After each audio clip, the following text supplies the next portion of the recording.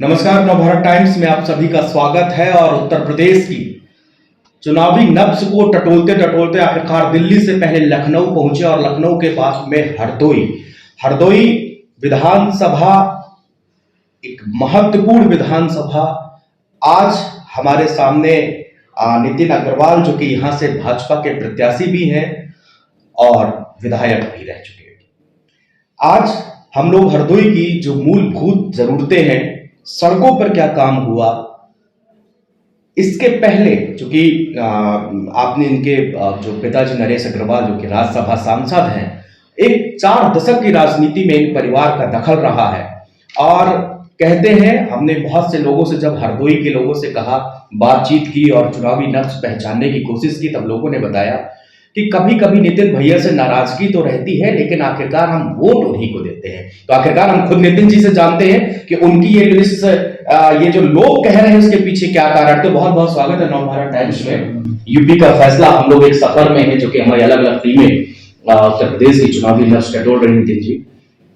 तो सबसे पहला कि इस बार का चुनाव पहली बार से 2017 से कितना डिफरेंट होने जा रहा है?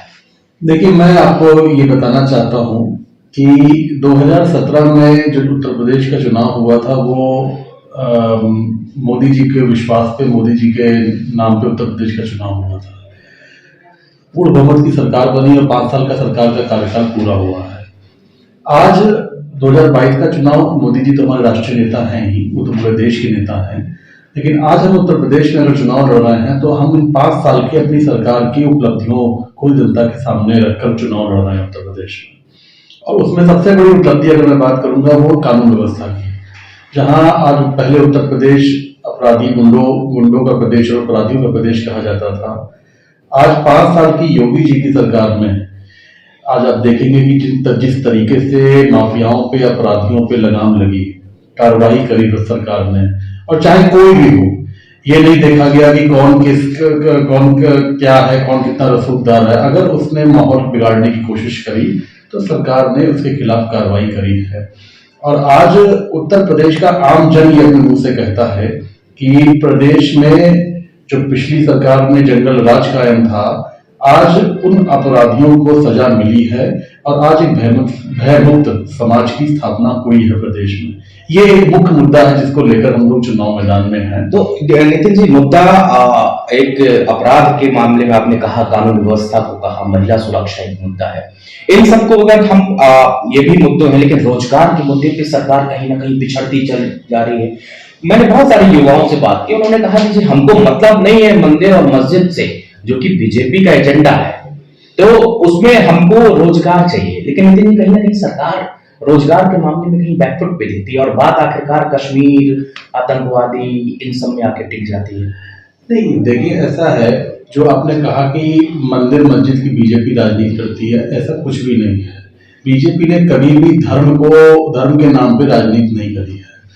जहां तक रोजगार की बात है, मैं आपको बताऊं, इस सरकार में अगर डायरेक्ट एम्प्लॉयमेंट की अगर मैं बात करूं तो 4.5 लाख नौजवानों को उत्तर प्रदेश सरकार ने नौकरी देने का काम किया। विभिन्न डिपार्टमेंट्स में, चाहे वो स्वास्थ्य हो, चाहे वो गृह हो, जितने भी डिपार्टमेंट से 4.5 लाख नौजवानों को नौकरी दी है। अगर आप इनडायरेक्ट एम्प्लॉयमेंट की बात करें तो अगर आप आज एमएसएमई सेक्टर को देखें, एमएसएमई सेक्टर को, तो एमएसएमई सेक्टर के माध्यम से करीब 10 लाख से ज्यादा नौजवानों को इनडायरेक्टली उनको रोजगार उत्तर प्रदेश सरकार ने दिया है। आप डेटा निकाल सकते हैं, ऐसा नहीं कि मैं कोई ऐसा ही बोल रहा हूँ। अगर आप श्रम विभाग कर मिनिस्ट्री ऑफ लेबर में जाके आप डेटा निकालिए तो आपको दिखेगा कि कितने नौजवानों को नौकरी मिली है। हाँ, अनएम्प्लॉयमेंट की जहां आपने बात करी है, एक बड़ी समस्या है सब हमारे देश के सामने, लेकिन मैं ये आपको विश्वास दिलाता हूँ, सरकार की नीयत खराब नहीं है, सरकार काम कर रही है। और अपने इस 5 साल के कार्यकाल में उन्होंने अपॉर्चुनिटीज दी हैं नौजवानों को, और अगले 5 साल में अगर बीजेपी की सरकार प्रदेश में आती है तो मैं नौजवान साथियों से, मैं तो उनसे कहना चाहता हूं कि आप चिंता न करें, सरकार आएगी, नौकरियां भी निकलेंगी, आपको पूरी अपॉर्चुनिटी भी मिलेगी। और उत्तर प्रदेश में जो इंडस्ट्रियलाइजेशन हो रहा है जिस तेजी से, जब ये काम पूरा होगा तो एकदम से आप देखिएगा कि रोजगार के कितने अवसर शुरू होंगे। नितिन जी, आप समाजवादी पार्टी क्यों छोड़ी? एक बड़ा सवाल आपके सामने मुझे लगता है कई पत्रकारों ने भी आपसे ये सवाल किया होगा। मैं भी उसी कड़ी में जानना चाहता हूं कि आप कह रहे हैं कि अब कानून व्यवस्था सुधरी है, तो जब आप सपा सरकार में एक महत्वपूर्ण पद में थे, क्या उस समय आपको ये एहसास नहीं हुआ कि समाजवादी पार्टी में ये सारी समस्याएं हैं और आपने सरकार बदलते के साथ में पार्टी छोड़ी? उसके पीछे क्या रीजन? नहीं, मैं देखिए ऐसा है, मैं समाजवादी पार्टी में जब था, मेरा पार्टी फोरम पे पार्टी को हमेशा ये विरोध रहता था और मैं उस बात को उठाता भी था पार्टी फोरम में। अगर सरकार के ही उस वक्त सरकार के ही जो उस पार्टी के जो कार्यकर्ता थे, जब उनकी सरकार बनी प्रदेश में, अगर आपकी सरकार है और आपकी पार्टी के कार्यकर्ता ही गुंडागर्दी करेंगे, रोड पे सड़कों पे माहौल खराब करेंगे, तो आप क्या संदेश उत्तर प्रदेश के आमजन को देना चाहते हैं? मैंने कई बार विरोध किया और पार्टी फोरम विधानसभा में आपने कभी इस मुद्दे को उछाला या आपने पर्सनली कभी अखिलेश जी से मिले हो या उनसे ये बात कही हो कि जी देखिए मैं समाजवादी पार्टी का कार्यकर्ता हूं, मैं चुनाव लड़ा हूं, मैं जनता के दरवाजे जाता हूं, लेकिन जनता तो मुझसे ऐसे ऐसे सवाल करती जी, मैं क्या करूं? मैंने अखिलेश जी से कई बार कहा, उनसे मैं जब उनके घर भी गया था, मैंने पार्टी फोरम पे भी ये बात उठाई थी कि हमें सबसे ज्यादा ध्यान इस बात का देखना चाहिए कि हमारे पार्टी का अगर कार्यकर्ता सड़कों पे जाके माहौल को खराब कर रहा है तो ये बदनामी, सरकार की बदनामी हो रही है, ये हम सब की बदनामी हो रही है, ये बात ठीक नहीं है। एक आम धारणा ये बन गई है प्रदेश में कि अगर कहीं सपा का कार्यकर्ता खड़ा हुआ है तो उसे गुंडा करके पुकारा जाता है, ये कहा जाता है कि ये गुंडे आ रहे हैं, कब सपा के कार्यकर्ता ये गुंडे हैं। मैंने कई बार कहा कि ये ठीक नहीं है, इस चीज को हमें कंट्रोल करना चाहिए, सरकार को इस पर रोक लगानी चाहिए, सख्ती करनी चाहिए, लेकिन मेरी बात नहीं सुनी गई, इसको अनसुना कर दिया गया। उन्हें लगता था कि मैं उनके कार्यकर्ताओं का विरोध कर रहा हूँ, उन्हें लगता था कि मैं उनके लोगों का विरोध कर रहा हूँ, लेकिन चलिए ठीक है, वो उनकी सोच थी और उसका परिणाम 2017 में आया। प्रदेश की जनता ने उनको दिखाया कि जो 224 सीटें लेकर जो सरकार में थे, वो केवल 47 सीटों पर रह गई समाजवादी पार्टी। तो उस वक्त उन्होंने बात नहीं सुनी और मेरा विरोध शुरू से था। मैं कभी मैं ये जो समाजवादी पार्टी करती थी, मैंने इसका सपोर्ट समर्थन नहीं किया।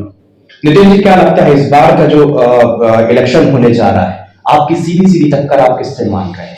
देखिए, मैं तो कहूंगा हरदोई में आज इलेक्शन हो रहा है, आज चाहे सपा का कैंडिडेट है चाहे बीएसपी का कैंडिडेट है, दोनों ही कैंडिडेट बिल्कुल डमी हो गए हैं। अब जो सपा ने कैंडिडेट खड़ा किया, मुझे लगता है कि हारने के लिए सपा ने अपने कैंडिडेट को यहाँ खड़ा किया है। भाई, हरदोई में 3 ऐसी सीट्स हैं और अगर विधायक बनाना ही था इस कैंडिडेट को तो ऐसी सीट्स पे जाकर विधायक बनाते। अगर आपने आज हरदोई में उसे उतारा है तो इसका मतलब वही मान के चलना है कि कैंडिडेट हारने के लिए खड़ा हो रहा है। और बीएसपी का कैंडिडेट उनका तो कोई वजूद नहीं है, उनको तो कोई जानता भी नहीं है यहाँ पे, उनका कोई ना राजनीतिक कोई बहुत, उनके पिताजी जरूर एक बहुत प्रतिष्ठित राजनीतिक परिवार उनका रहा है, उनके पिता यहाँ के सांसद रहे थे, लेकिन उनके बारे में मैं कहना चाहूंगा कि उन्होंने कोई बहुत अपने पिता के ना गुण लिए, ना उन्होंने कोई बहुत अपना राजनीतिक सफर आगे बढ़ाया। आज वो जरूर हमारे खिलाफ चुनाव लड़ रहे हैं, तो मैं देख रहा हूँ कि ये चुनाव बिल्कुल एक तरफा हो रहा है और आज हरदोई के आमजन ने ये तय कर लिया है कि मैं अपने आप को अपने हरदोई का बेटा कहता हूँ। मैं अपने आप को, मैंने कभी विधायक नहीं कहा, मैंने कभी मंत्री नहीं कहा, मैं आज ये कह सकता हूँ कि आज हरदोई के जन ने अपने इस बेटे को पूरा आशीर्वाद देने का मन बना लिया है। अच्छा, अगर हम मूलभूत जरूरतों की बात करते हैं आम जनमानस की, तो बिजली, सड़क, पानी, स्वास्थ्य, शिक्षा, ये अहम मुद्दे हैं। अच्छा, बताइए कि स्वास्थ्य के मामले में हरदोई अभी भी पिछड़ा है।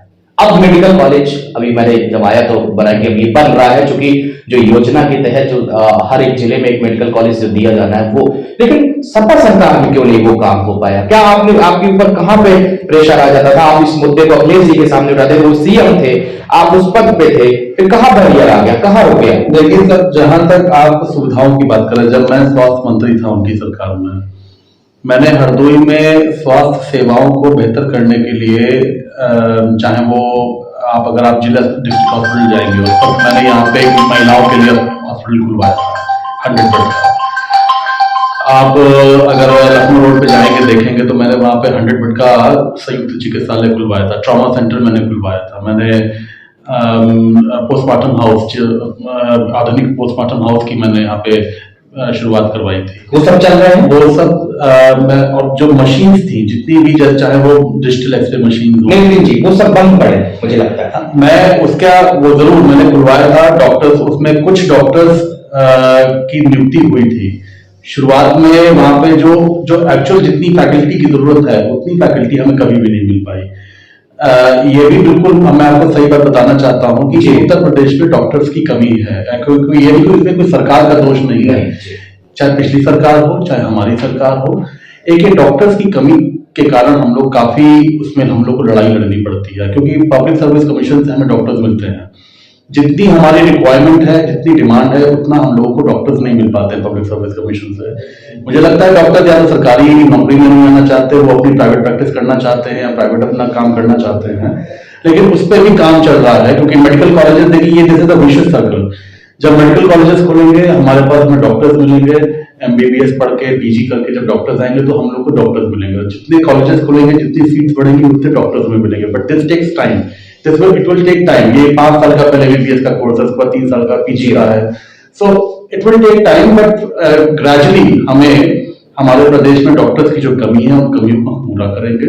और मैं आज भी प्रयासरत हूं कि हमें अब एक समस्या ये भी आती है, डॉक्टर्स जितने हैं, जितने भी स्पेशलिस्ट डॉक्टर्स हैं, वो वो सारे काउंट डिस्ट्रिक्ट्स में जाना चाहते हैं, वो उनको अपने डिस्ट्रिक्ट्स को, बड़े डिस्ट्रिक्ट्स को छोड़ के छोटे डिस्ट्रिक्ट्स में नहीं आना चाहते। एक ये भी बहुत बड़ी समस्या हम लोगों के साथ। मैं जब था मंत्री, स्वास्थ्य मंत्री, मैंने बहुत प्रयास किया कि जितने भी सुपर स्पेशलिस्ट हैं ये इनको लखनऊ से हटके और नेबरिंग डिस्ट्रिक्ट्स में जाएं, कोई जाने को तैयार ही नहीं होता था। सब कहते थे नहीं हम लोग यहीं पे रहेंगे, हम लोग चाहे लखनऊ हो चाहे वो बड़े बड़े शहर हो, महानगर पालिकाएं हो, ये वहां रहना चाहते हैं, ये अदर डिस्ट्रिक्ट में जाना नहीं चाहते हैं। तो मेरा आखिरी सवाल आपसे रहेगा सड़कों पर। जब मैं आपके हरदोई में एंटर कर रहा था, मुझे बहुत सारी सड़कें ऐसी हैं जहां पे अभी भी टूटी हैं, आधी बनी हुई है, जबकि योगी सरकार, मुझे याद है कि जब 2017 में वो आए तो उन्होंने कहा था कि बिल्कुल जो आप कार से जाइए पानी नहीं गिरेगा, इतनी अच्छी सड़कें हो जाएंगी। तो अभी सड़कों पर हरदोई उस मामले पे भी खरा नहीं उतरा है। देखिए मैं अगर कहूँ आप अदर किसी भी डिस्ट्रिक्ट, नेबरिंग डिस्ट्रिक्ट में जाइए, आपको सबसे अच्छी सड़क हमारे जनपद की मिलेंगी। जहां तक ये आपने बात करी है, ये सारी सड़कें सैंक्शन है, ये सारा पैसा रिलीज हो चुका है, लेकिन क्योंकि मॉडल कोड ऑफ कंडक्ट लग गया, टेंडरिंग प्रोसेस नहीं हो पाई, इस वजह से काम शुरू नहीं हो पाया है। जैसे ही मॉडल कोड ऑफ कंडक्ट लगेगा इन सारी सड़कों पे काम शुरू हो जाएगा। जी बहुत बहुत शुक्रिया। नवभारत टाइम्स और यूपी के फैसला प्रोग्राम में हमारे साथ बातचीत करने के लिए आप नितिन अग्रवाल को सुन रहे थे। ये इस बार भाजपा की टिकट से चुनाव भी लड़ रहे हैं, कद्दावर नेता है और पिछले 4 दशक से हरदोई की राजनीति में इनका परिवार एक मजबूत हिस्सेदारी में रहा। नरेश अग्रवाल एक बड़े नेता के रूप में, और आप उनको इस राज्यसभा सांसद के रूप में हमारे सामने अभी भी वो एक सभा को संबोधित करते हुए हमारे सामने आके वो आए हुए हैं।